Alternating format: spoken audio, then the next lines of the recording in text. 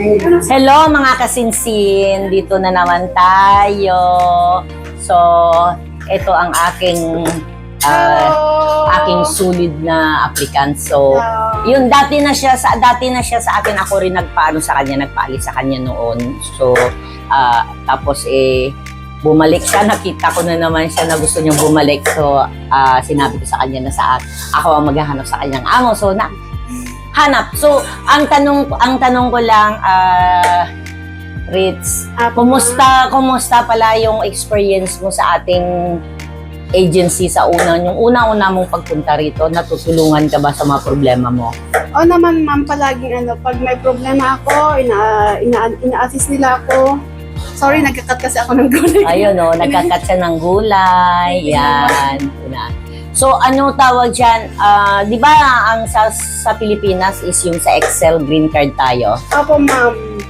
Sa Green kumusta ang Green Excel? Ang Green Excel ay asikaso sila sa mga aplikante nila. Talagang dito tayo kusina to ang pinuntahan ko talaga siya sa kusina. So, ano masasabi mo sa Excel green card? Para sa mga gustong magsapalaran dyan, at least mayroon silang idea. Ang Excel, mabait silang agency. Inaasikaso ka nila na mabuti, at saka talagang hahanapan ka nila pag nag-apply ka sa kanila, hahanapan ka nila ng hindi ka nila bibigyan ng masamang employer. Talagang titignan nila kung okay yung employer sa kanila ibibigay sa'yo.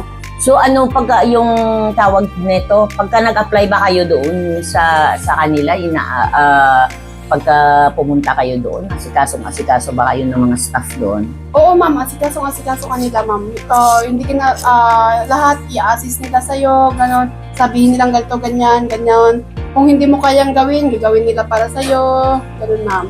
So pagka halimbawang nung nagka-problema, syempre hindi ka nagka-problema, 'di ba? Sa amo mo.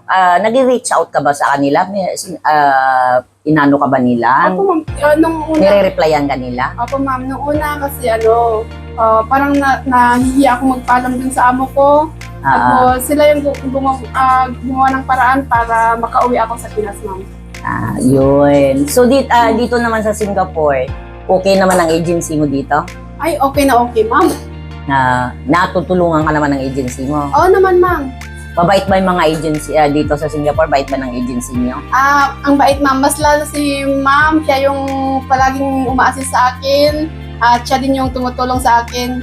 Tignan niyo, hindi niya ako binigay sa accommodation, kinuha niya ako dito sa bahay niya. So, anong maipapayo mo sa mga gustong mag-apply sa Singapore? May mga baguhan?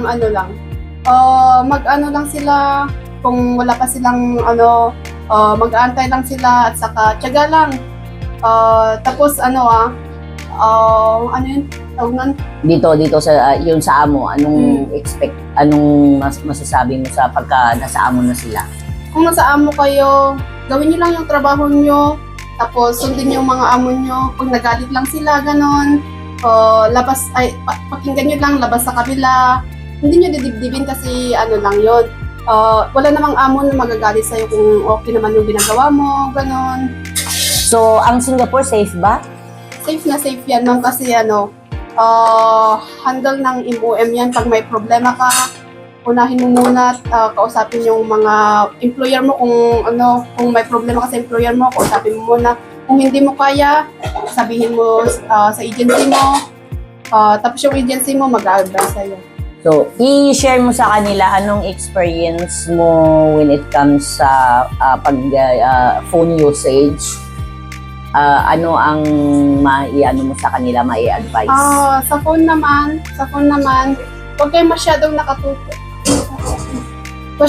Huwag kayo masyado nakatutok sa phone kasi talagang pinakayaw ng employer yung nakatutok kayo sa phone. Mas lalo kung may inaalagaan kayong mga bata or matanda.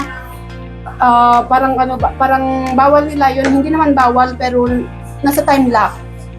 So, ganyan lang. So, yung guys, tingnan mo, isa na siya napatunay na talagang okay ang Singapore. So, Okay na huwag okay kayong ang matakot. Singapore. Wala kang kinakatakutan sa Singapore. Tsaka pagka off day nila guys, basta nandito lang ako sa bahay. Nandito sila sa bahay. Ayan, mayroon namang parating nga eh. Ayan, pagka Friday, every Friday nandito yan sila. So, ayun. Huwag kayo matakot kay ma'am, ang bait ko.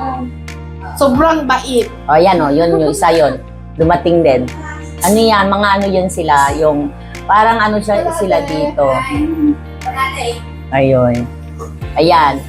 Yan, tuwing isa din yan sa aplikante ko dito. Yan, see?